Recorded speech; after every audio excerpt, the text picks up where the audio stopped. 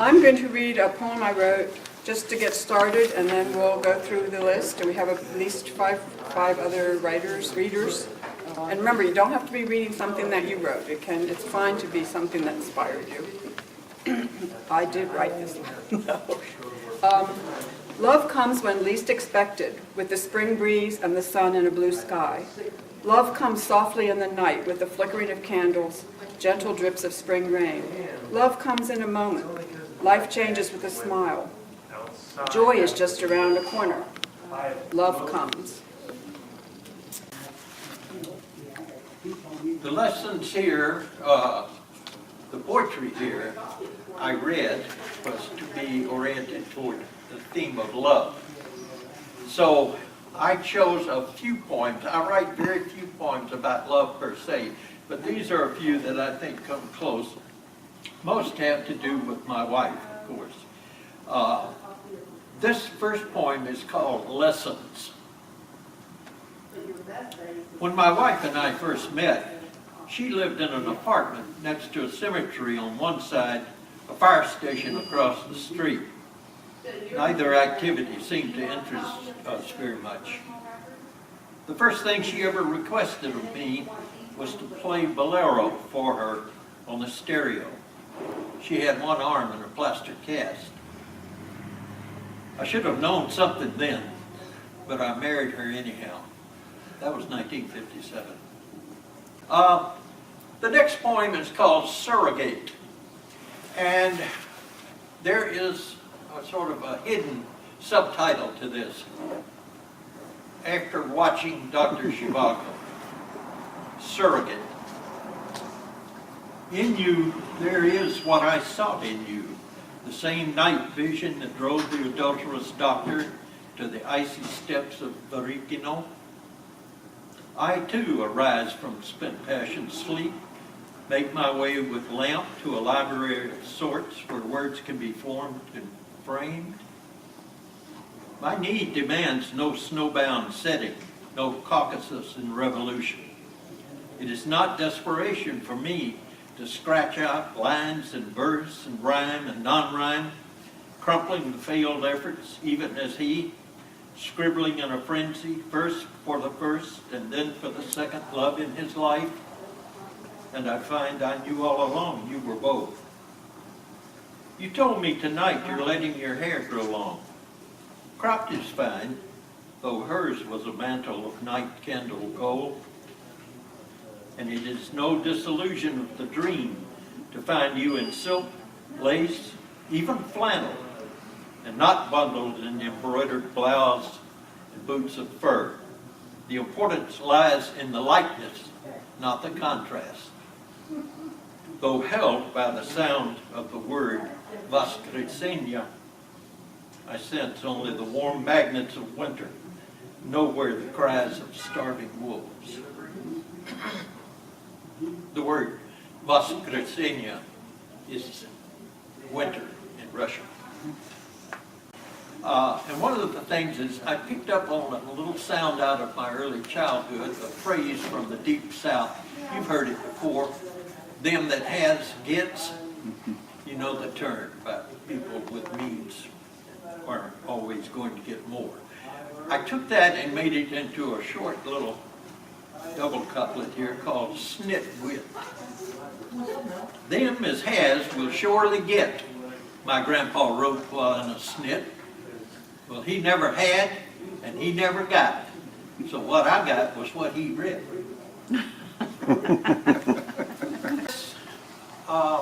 And just to make a kind of a somber note, I don't know if any of you know my wife or are aware that she is in the early stages of Alzheimer's. This poem is dedicated to her. It's called An Evanescent Calendar. As gently a whisper strains the ear, so this crisp, waning day teases my mind, finding a memory of you. Walking, wind rustled beside me in a field of sere grasses, where beyond some dog-loving hunter calls to his charge. One bird homes toward our welcome, then away to its own concept of safety. Your warmth holds me to the wooded path, straying through scattered October, scuffling, disorderly, feeling a heart-pulsing beat down your down-dressed arm, through fingers, grasping, stiff with mock winter's threat, holding me, knowing my presence with sureness.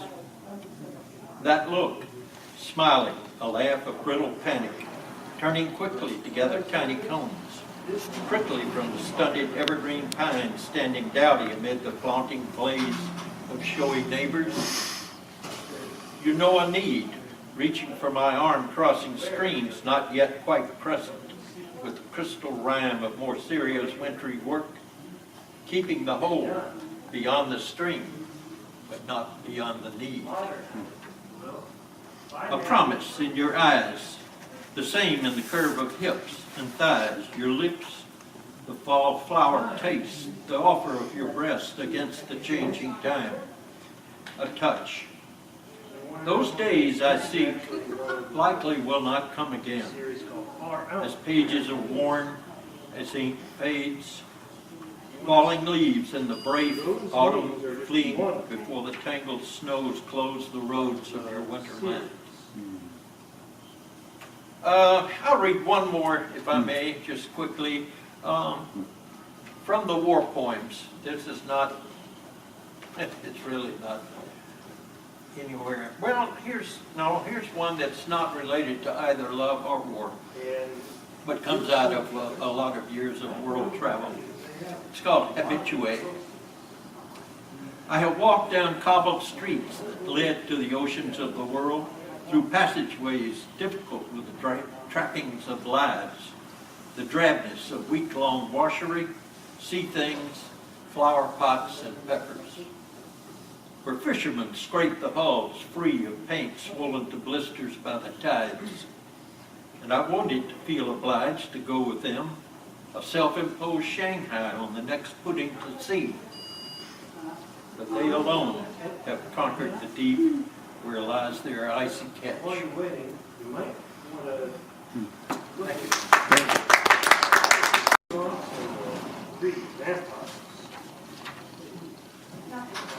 God's will I shall serve things. God says to me with kind of a smile, hey, how would you like to be God a while and steer the world? Okay, says I'll give it a try. Where do I sit? How much do I get? What time is it? When can I quit? Give me back that wheel, says God. I don't think you're quite ready. It's called My Love. I love you with all of my heart and my soul, forever and always, until the end of the road. Wherever you are, the light will shine, because in my heart you will always be mine. Where would I be without you there? Forever in my heart you always care. You are above all else, you are the one, I can do all things through you, and you are never done. I don't know where to go next, but there is a plan that I seek. I will just open my mouth, and surely I will speak. When my time comes, I know where I'll go. You have shown me the way, and this I now know. The love in my heart will never die. Thank you to all. So I say goodbye. Beautiful. Next. This is Gail Allen. I don't know if you all know her. I know you'll be better.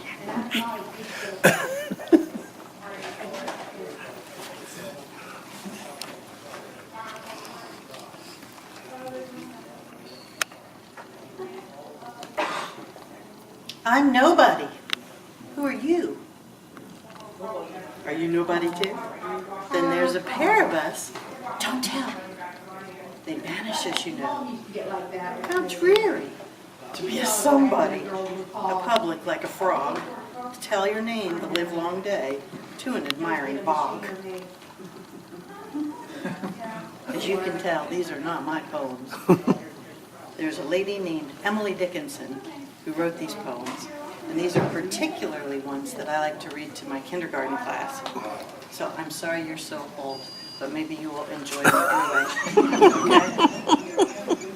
Okay? See if you can figure out what this one's about. I like to see it lap the miles and lick the valleys up and stop to feed itself at tanks and then prodigious stop and supercilious pier and shanties by the sides of the road and then a quarry pair to fit its sides and crawl between, complaining all the while in horrid hooting stanzas, then chase itself down the hill and neigh like Bonerges, then punctual as a star, stop, docile, and omnipotent at its own stable door. That's her idea of a train. I had to look up Bonerges because I was like, what on earth is that? So I wrote it down so that I wouldn't forget. You're a good reader. Well, thank you. It was Bonerges' Sons of Thunder. So if you think about a train and the sound it makes sense. Now this one goes with yours. A narrow fellow in the grass occasionally rides. You may have met him, did you not? His notice sudden is.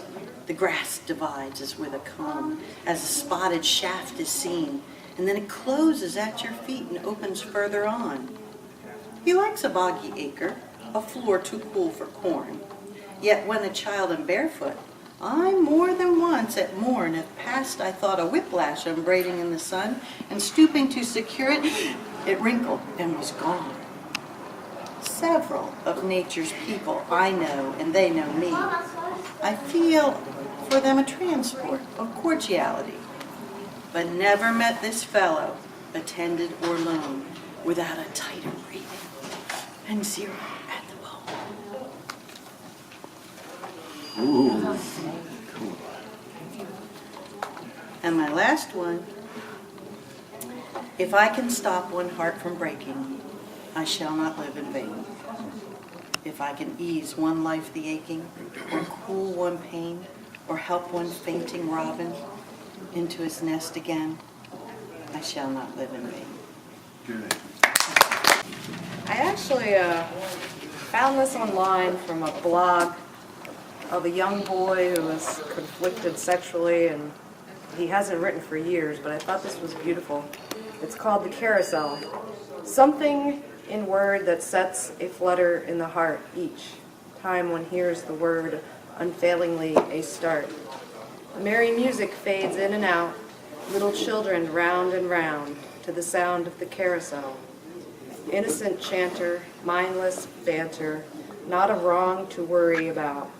Nowhere to get, nothing to achieve, nobody to find. Skip to the sound of the carousel.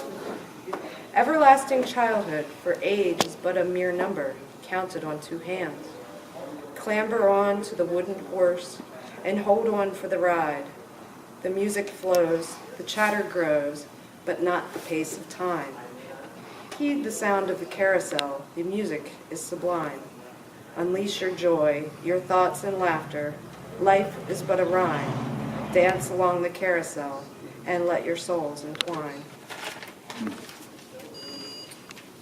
So I thought it would be nice to think of that boy since he's disappeared off the world. Maya Angelou, when I think of poetry, I can't help but think of Maya because everything she wrote, even her books, you have to read them out loud. It's kind of like Ernest Hemingway, too. But I'm going to read Savior. Petulant priests, greedy centurions, and 1 million incensed gestures stand between your love and me. Your agape sacrifice is reduced to colored glass, vapid penance, and the tedium of ritual. Your footprints yet mark the crest of billowing seas, but your joy fades upon the tables of ordained prophets. Visit us again, Savior, your children burdened with disbelief, blinded by a patina of wisdom, carom down this veil of fear. We cry for you, although we have lost your name. And I think I'll read this one, and then that's it. It's called Many and More. There are many and more who would kiss my hand, taste my lips, to my loneliness lend their body's warmth. I have want of a friend, There are few, some few, who would give their names and fortunes rich, or send first sons to my ailing bed. I have need of a friend. There is one and only one who will give the air from his failing lungs for my body's mend, and that one is my love. Beautiful. I think I'm going to share some things that I got out of a book called Anam Cara by an Irishman, John O'Donoghue. And then I'm going to read a little poem that I wrote. This is, in this book, he's talking about love. He says, when you find the person you love, the act of ancient recognition brings you together. In the moment of meeting, two souls suddenly recognize each other. It could be a meeting on the street, or at a party, a lecture, at work. Then suddenly there is the flash of recognition, and the embers of kinship glow. There is an awakening between you, a sense of ancient knowing. Love opens the door of ancient recognition. You enter. You come home to each other at last. In friendship and love, an ancient circle closes. That which is ancient between you will mind you, shelter you, hold you together. When two people fall in love, each comes in out of the loneliness of exile, home to the one house of belonging. Each recognizes the other as the one in whom their heart could be at home. Love should never be a burden, for there is more between you than your mutual presence. Two people who are really awakened inhabit the one circle of belonging. The honesty and clarity of true friendship and love also brings out the real contour of your spirit. It is beautiful to have such a presence in your life. We are here to learn to love and to receive love. The greatest gift new love brings into your life is the awakening to the hidden love within, to a genuine intimacy, affinity, and belonging. It is a freedom. Love should make you free. Love is a force of light and nurture that liberates you to inhabit to the full your own difference. There should be no imitation of each other, no need to be defensive or protective in each other's presence. Love should encourage and free you fully into your full potential. When two people come together, they come to each other with hands full of gifts for each other. A person should always offer a prayer of graciousness for the love that has awakened in them.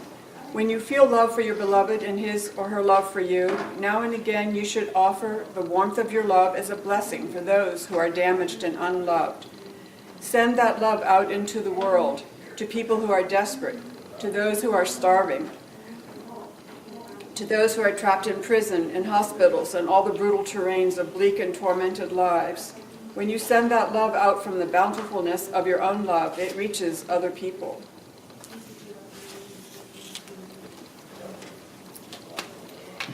This is a poem I wrote for my sister, who lives in Montana. It's called Cowboys. My sister loves cowboys. Her heart sings for cowboys. Her smile is meant for a man of the earth, one close to the rhythm of the earth of the year. And somewhere there is a man, a cowboy, staring into the fire, cooking on a stove, gazing out the window, wondering, where is the woman who will laugh with him? Catching the wind. Breezes from the early autumn sea compass the cruel revels of children on a beach below where I sit, tasting new wine nearby the castle wall, gauging the fashion or willingness of signorini in their prominence of nipplery. She alone, waiting, immersed in that splendor of quiet, patrician in aging, has no need of careful arts. Her hair, luminous in its whiteness, her skin taut in oil-tanned patterns, sensuous signals bridging the years. Her eyes can speak, the knowingness of her lips fixed in a benediction. She can command, if she would, where others offer, plead. Our eyes touch, provoking a dream of a time long out of time before my own, to have now the memories that would have come from those breasts and those thighs, those fine eyes and hands before the drought of years.